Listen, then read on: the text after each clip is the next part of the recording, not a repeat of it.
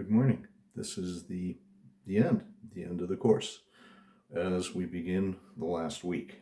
And I thank everyone for your hard work and your participation throughout the entire course. This particular effort, Management 408, is a lot of work, a lot of thinking, a lot of reading, a lot of writing, a lot of understanding concepts that maybe we think we just see every day, so we really understand what's going on beneath them.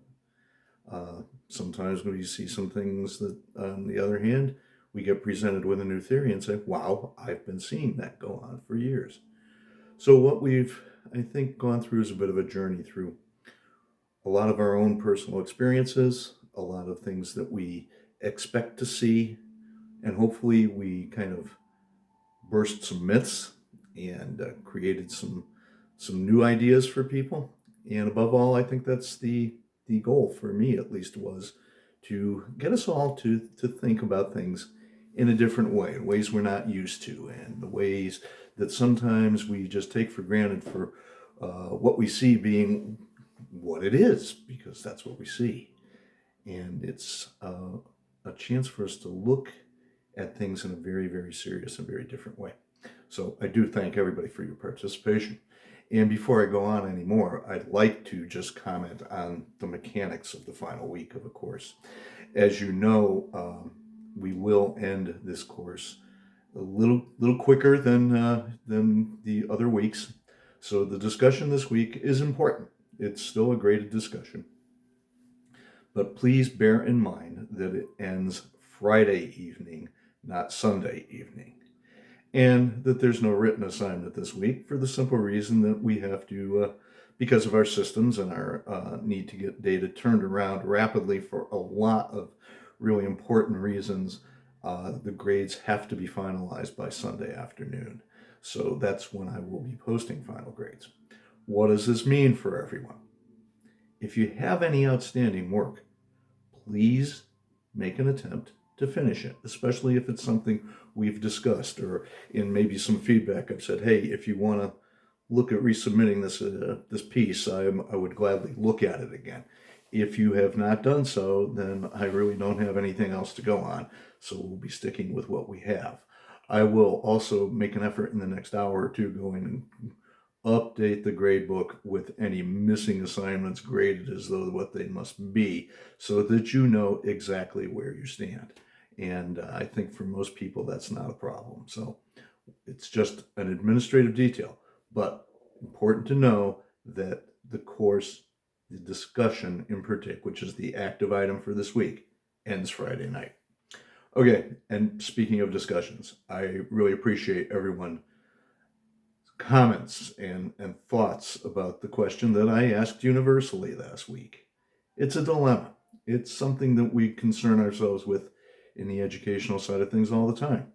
How do we prepare people not just for a career, but for functioning in the environment that's going to be around us?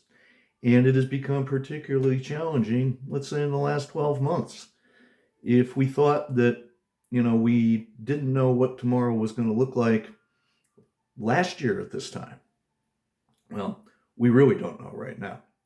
Why? Because we've changed. We've changed our reality so much that we don't know which practices that we've had to adopt will continue, which practices we will revert to what we've done before, what things we will be doing differently or the same.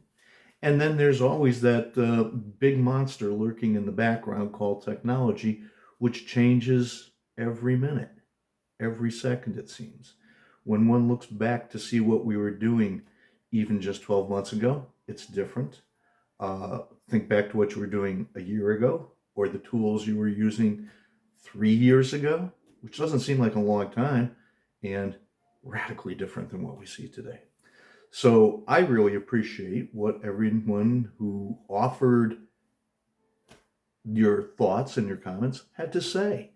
It is something that concerns me. As I think I may have mentioned it, or maybe not directly in the question, but several years ago, I read a piece by somebody looking into the educational future saying, as educators, one of the things we face that say in this year's incoming freshman class, roughly 25 or 30% of them will end up getting a job that we don't even know exists today. How do we prepare them for that? It's an excellent question. It's one that probably will never be fully answered because, as several of you pointed out, things change so rapidly. One of the most profound statements I want to give credit to Michael Cooney for saying this. You know, the certainty that you have is that understand how to prepare for tomorrow's understanding whatever you're doing today is already outdated. Thank you, Michael. Great comment. So, with that in mind, I hope everyone had the chance to treat this as an exercise in really deep thinking.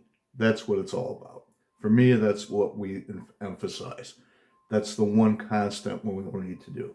Problem solving, understanding, how to understand what a problem is, how to understand what a wicked problem is, how to understand how we formulate solutions. So it's not so much what to think, it's how to think. That's what I've been talking about.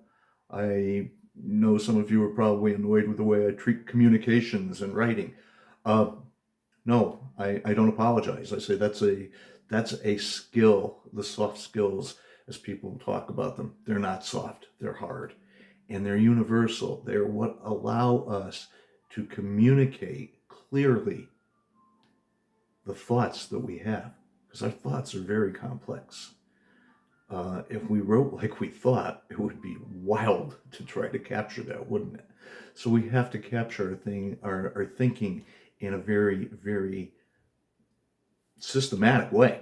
And we have to be able to express ourselves in language in a very systematic way, in a way that people understand. Clarity is important. And that's one thing I hope to convey.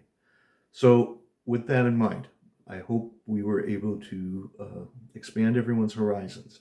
I hope we were able to accomplish that thing I said very early in the course. And if you watch the early videos, I think I mentioned this right away. My goal every time I have an interaction with students in one way or another, written, oral, audiovisual, whatever, is to have at least one party to that conversation, and it could be me, walking away saying, I never thought of it that way before. That's what's so important, to think about things in a way that we never have before, because circumstances will never be the same as they are today.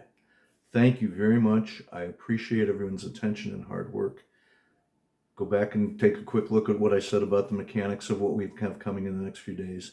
And I really wish everyone the best going forward. Thank you.